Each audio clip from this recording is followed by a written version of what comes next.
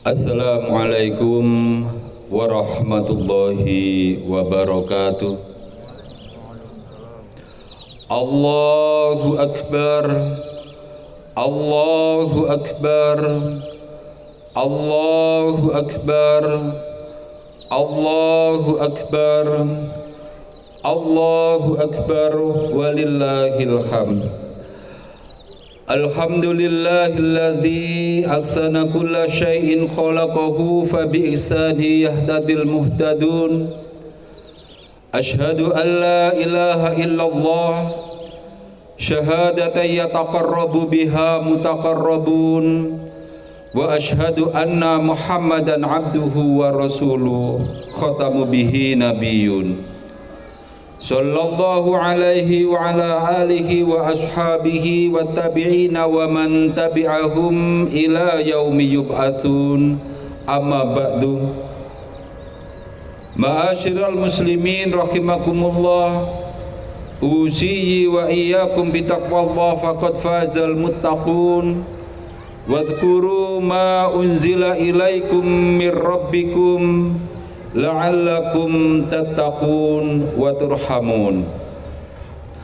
Allahu Akbar, Allahu Akbar. Jamaah salat Idul Fitri yang dirahmati Allah, alhamdulillah kita atas izin Allah bisa menunaikan ibadah puasa Ramadan sekaligus dengan qiyamul Ramadan sebulan penuh. Mudah-mudahan amal puasa dan qiyamul Ramadan kita diterima oleh Allah Subhanahu wa taala dan dicatat sebagai amal soleh yang senantiasa mendapatkan berkah dan menjadi bekal kita di akhirat nanti. Jamaah yang dirahmati Allah, dikala kita beriktikaf di malam hari, saudara-saudara kita yang ada di Palestina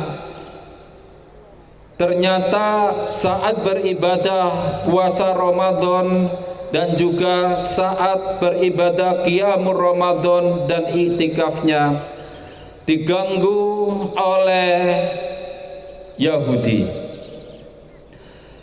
Dan ini menjadi pelajaran bagi kita, mengingatkan kita bagaimana bangsa Yahudi, keturunan Nabi Ibrahim, Nabi Ishak dan Nabi Yakub, yang asalnya sebagai umat yang mahbub, yang dicintai oleh Allah, berbalik menjadi umat yang maghdub, yang dimurkai oleh Allah.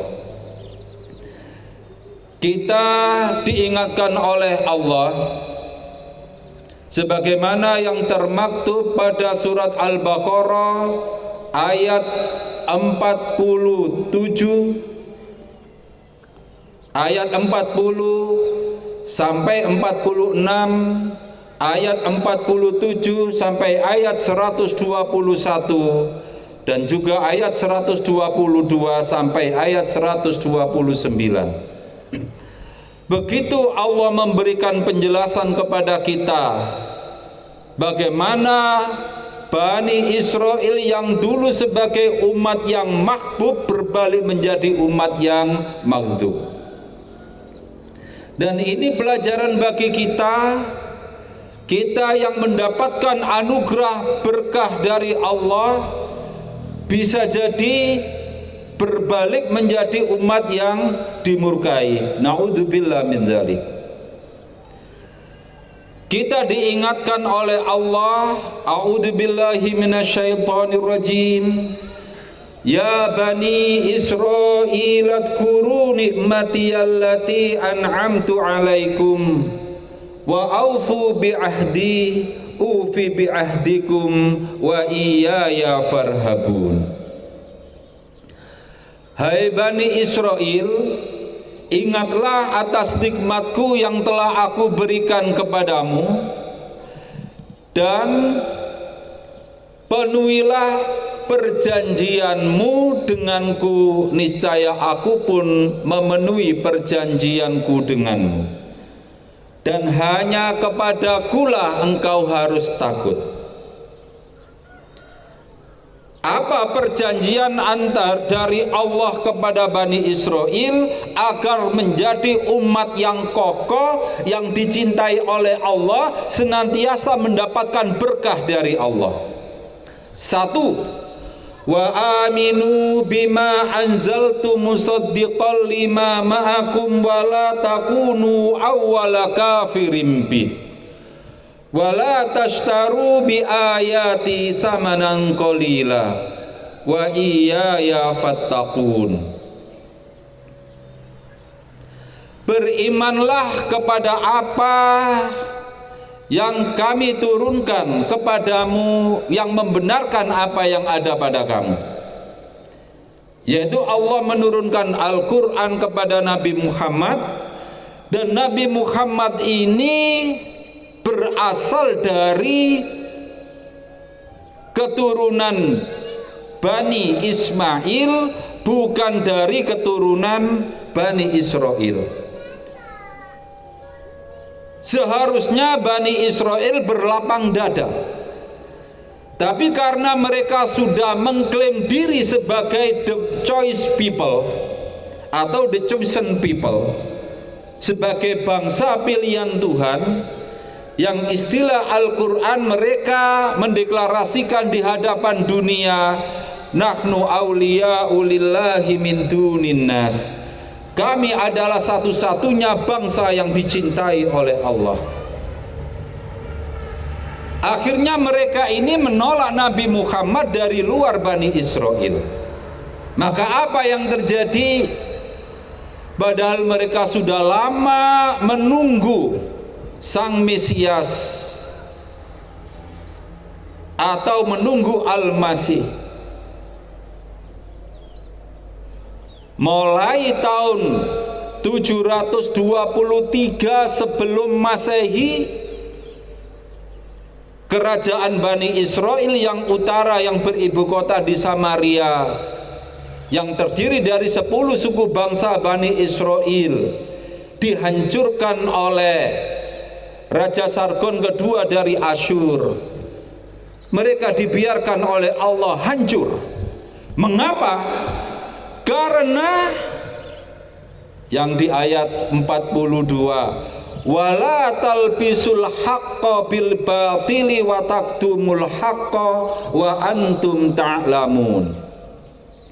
Diingatkan oleh Allah dalam perjanjian dengan Bani Israel itu, jangan kamu sekali-kali mencampur aduk antara yang hak dengan yang batil dan menyembunyikan kebenaran, padahal kamu tahu.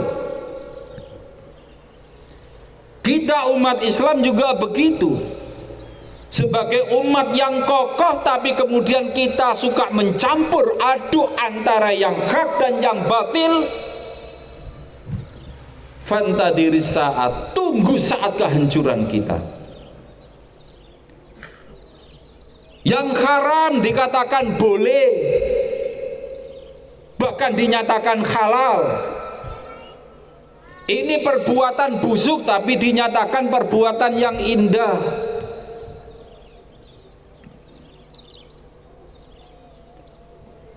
Assalamualaikum warahmatullahi wabarakatuh dicampur dengan Om Swastiwastu, dicampur Shalom Alaikum.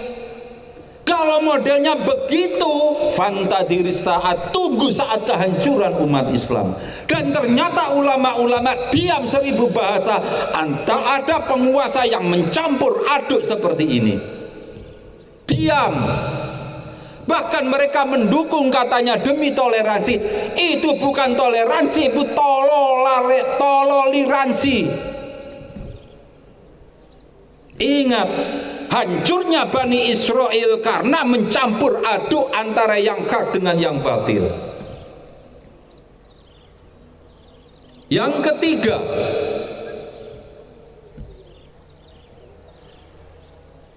wa aqimus sholata wa atuz zakata warka'u ma'ar raqiin. tegakkan sholat, bukan hanya dalam bentuk formalitasnya, tapi dari esensi sholat itu sendiri juga harus kita tegakkan. Janji-janji kita kepada Allah saat sholat itu pun harus kita tegakkan. Ternyata kemudian kita pun dengan mudah dicerai-beraikan oleh orang lain. Dan itu pun jelas Allah Subhanahu wa ta'ala mengajari Bani Israel, juga mengajari kita, waraka'u ma'ar raki'in, rukuklah kamu bersama-sama dengan orang yang rukuk. Jadi kita senantiasa berjamaah, jangan bercerai-berai. Apalagi kemudian menyatakan, mohon maaf, ada aliran pemahaman dari kalangan Islam menyatakan bahwa melakukan gerakan Islam dengan berorganisasi bersatu secara sistematis itu adalah bid'ah. Ya karena mereka tidak paham tentang esensi dari surat As-Saff. Kita jangan bercerai-berai.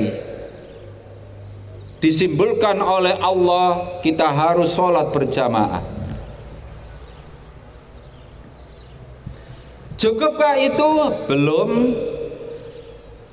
Kita hendaknya senantiasa, jangan sekali-kali seperti Bani Israel juga. Atamuruna nasa bil birri wa tansawna anfusakum wa antum tatlunal kitab afala taqilun. Apakah kamu memerintahkan orang lain untuk berbuat kebaikan sedangkan kamu melupakannya? Kamu mengabaikan, tidak melaksanakan. Tidakkah kau berpikir? Kita ini masih suka berwacana, ngomong doang. Coba dilihat itu di grup-grup WA itu, luar biasa, hanya ngomong, tapi pelaksanaannya bagaimana? Umat Islam tidak boleh begitu. Banyak bekerja, sedikit bicara. Sedikit bicara, banyak kerja. Allahu Akbar, walillahil hamd. Akibat dari mereka menolak Nabi Muhammad, menolak Al-Quran, mencampur aduk antara yang hak dengan yang batil, malas sholat, bahkan kalau bisa ini diupayakan oleh musuh-musuh Islam, umat Islam nggak usah sholat berjamaah, biar tidak kenal antara jamaah yang satu dengan jamaah yang lain. Lalu bagaimana? Sama nanti nasib kita seperti Bani Israel. Yang satu dipecah di kerajaan utara terdiri dari 10 suku bangsa, bisa dihancurkan oleh Raja Asyur yang kedua pada tahun 723. Kerajaan Yehuda, kerajaan Bani Israel yang satu beribu kota di Yerusalem.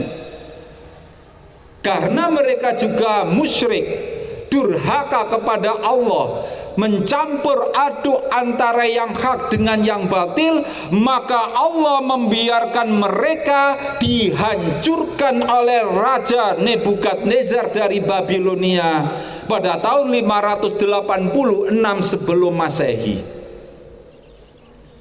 Kota suci mereka yaitu Yerusalem dihancurkan oleh Raja Nebukadnezar.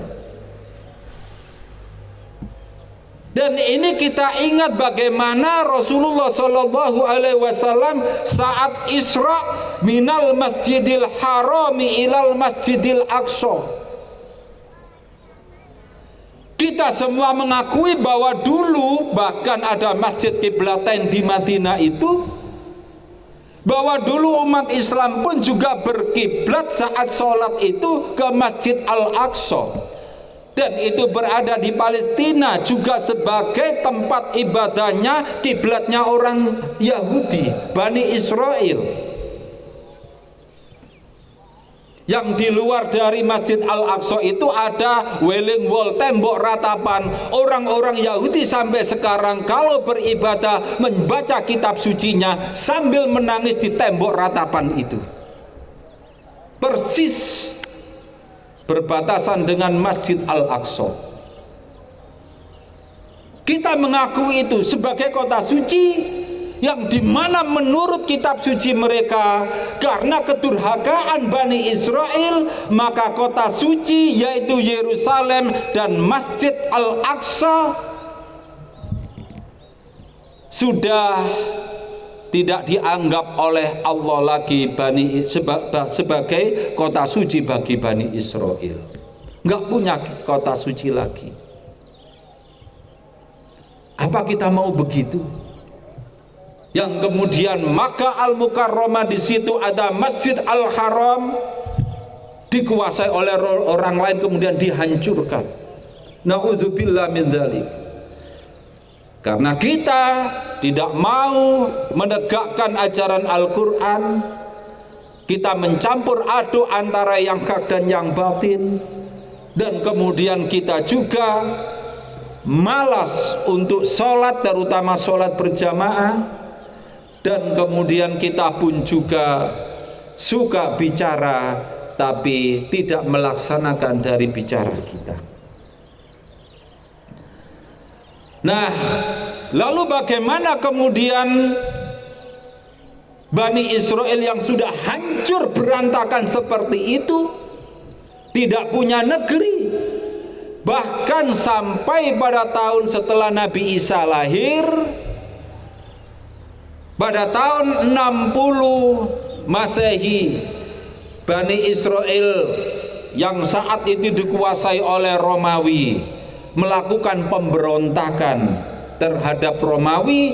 10 tahun berperang hingga benteng Masada, benteng terakhir Yahudi, berhasil dihancurkan oleh tentara Romawi pada tahun 70 Masehi, yang kemudian Bani Israel tidak memiliki tanah air. Puncaknya adalah pada tahun 150 Masehi, saat Romawi kaisarnya bernama Kaisar Nero. Bani Israel betul-betul menjadi bangsa diaspora, bangsa gelandangan yang berpencar berserakan di seluruh dunia, tidak punya negeri. Kita diingatkan oleh Allah berulang kali di surat Al-Baqarah, ya Bani Israel, ya Bani Israel, ya Bani Israel. Jangan hanya dilarikan ke Bani Israel saja, tapi mari kita introspeksi dan kita refleksikan untuk diri kita. Allahu Akbar, walillahil hamd. Ma'asyiral muslimin rahimakumullah. Puncak diaspora mereka menjadi bangsa gelandangan yang berserakan di seluruh dunia sejak tahun 150 Masehi sampai tahun 1947. Mereka tidak punya tanah air, tidak punya negeri. Mengapa? Ya ini karena melakukan pelanggaran perjanjiannya dengan Allah Subhanahu wa Ta'ala. Lalu bagaimana merehabilitasi bangsa yang seperti itu, yang hancur berantakan, nggak punya negeri? Dan naudzubillah min dzalik, jangan sampai negeri kita juga begitu berantakan. Kita menjadi tamu asing di negerinya sendiri. Kita hanya gigit jari sementara orang-orang asing akan mengeruk kekayaan alam kita. Kita hanya dikasih kelontongannya, isinya dibawa oleh mereka. Naudzubillah min dzalik, jangan sampai kita seperti Bani Israel. Apalagi kita kemudian terusir dari negeri kita sendiri, apalagi kemudian kita menjadi Indian kedua di Amerika, atau menjadi aborigin kedua yang ada di Australia. Naudzubillah min dzalik. Lalu bagaimana kita merehabilitasi bangsa yang hancur lulu lantak itu? Satu-satunya jalan kita diingatkan oleh Allah, wasta'inu bis-sabri was-shalah wa innaha lakabiratun illa 'alal khashi'in. Meminta tolonglah kamu kepada Allah dengan sabar dan dengan sholat. Memang sabar dan sholat itu terasa berat, kecuali bagi orang-orang yang khusyuk. Siapakah orang yang khusyuk itu? Yaitu alladzina yadunnuna annahum mulaqu rabbihim wa annahum ilaihi raji'un. Yaitu orang-orang yang merasakan, yang meyakini bahwa dia ini bertemu dengan Allah saat melakukan kesabaran dan saat sholat itu. Sebagaimana Rasulullah SAW saat ditanya oleh malaikat Jibril 3 pertanyaan. Yang pertama, mal iman, apa itu iman? Yang kedua, mal Islam, apa itu Islam? Dan yang ketiga adalah mal ihsan. Jawaban Rasulullah SAW tentang yang ketiga, apa itu ihsan? Yakni anta budallaha ka'annaka tarahu fa illam takun tarahu fa illam takun tarahu fa illam takun tarahu wa innahu yaraka. Yaitu kamu beribadah kepada Allah seakan-akan kamu melihat Allah, meskipun kamu tidak pernah melihat Allah atau tidak bisa melihat Allah, tetapi Allah melihat kamu. Ini sabar. Orang yang melaksanakan kesabaran senantiasa dibimbing dan disertai oleh Allah. Innallaha ma'as-sabirin. Orang yang sholat adalah orang yang bertemu dengan Allah, berdialog dengan Allah. Oleh karena itu, kalau kita sholat hendaknya betul-betul memahami bahwa kita diawasi, dibimbing oleh Allah. Dan wa annahum ilaihi rajiun. Dan segala sesuatu, terutama mereka orang-orang yang sabar dan sholat itu, menyadari bahwa semua itu, segala-galanya itu kembali kepada Allah, segala urusannya. Mudah-mudahan kita yang sudah melaksanakan ibadah Syamur Ramadan dan ditambah dengan Qiyamur Ramadan, betul-betul kembali menjadi manusia fitrah lagi. Dan kemudian kita betul-betul ingat apa janji Allah kepada kita, sebagaimana janji Allah dengan Bani Israel. Sebaliknya juga bagaimana janji kita kepada Allah.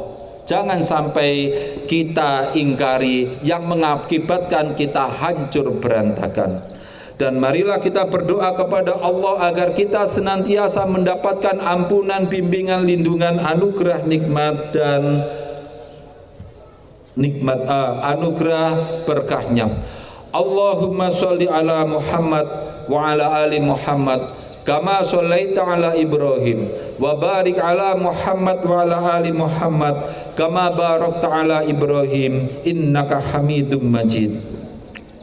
Allahumma arinal haqqa haqqa warjudna tiba'ah wa arinal batila batila warjudna tinaba. Ya Allah, tunjukkanlah kepada kami bahwa yang hak itu adalah hak, dan berilah kami kekuatan untuk mengikutinya. Dan tunjukkanlah kepada kami bahwa yang batil itu adalah batil, dan berilah kami kekuatan untuk menjauhinya. Rabbana dhalamna anfusana wa illam taghfir lana wa tarhamna lanakunanna minal khasirin. Ya Allah, kami telah menganiaya, mendolimi diri kami sendiri. Seandainya Engkau tidak mengampuni kami dan tidak mengasihi sayangi kami, niscaya kami termasuk golongan orang-orang yang merugi. Allahumma anfa'na bima 'allamtana wa 'allimna ma yanfa'una wa 'allimna ma jahilna. Ya Allah, manfaatkanlah ilmu yang telah Engkau ajarkan kepada kami, dan ajarilah kami ilmu yang bermanfaat bagi kami, dan ajarilah kami ilmu yang belum kami ketahui. Ya Fattahu ya Alim, iftah lana babana minal Qur'anil azim. Rabbi yasir wa la tu'asir, Rabbi tammim min khair. Rabbana atina fid dunya hasanah wa fil akhirati hasanah wa qina adzabannar. Wa sallallahu ala Muhammadin wa ala alihi wa sahbihi ajma'in. Walhamdulillahi rabbil alamin. Wassalamualaikum warahmatullahi wabarakatuh.